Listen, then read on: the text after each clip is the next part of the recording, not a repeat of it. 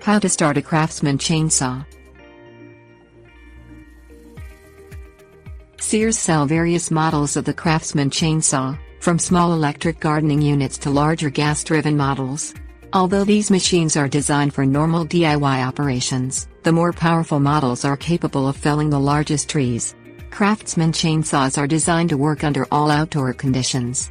However, if you're a beginner, operating a Craftsman chainsaw, especially on a cold winter's day, can be a little tricky unless you follow the approved startup procedures and allow the machine to warm up before use.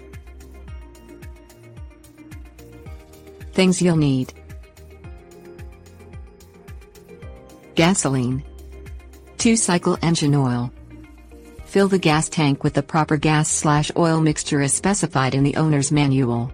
Mix 40 parts gasoline to 1 part 2-cycle engine oil in a separate container before refueling. Clean the chain bar and lubricate the chain. Remove all dirt and debris from the chain links before starting the machine. Slide the stop switch down to the on position. Lift the choke lever to its highest position. Press the primer bulb next to the handle 10 times. Place the chainsaw on a firm flat surface and hold it down tightly by placing your left hand on top of the handle. Pull the starter cord briskly 2 or 3 times to prime the engine. Lower the choke lever to the middle position and open the throttle. Pull the starter cord briskly 3 or 4 times to start the engine.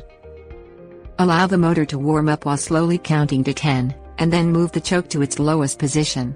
Squeeze the trigger a couple of times to bring the chainsaw up to maximum speed and to ensure that everything is working properly.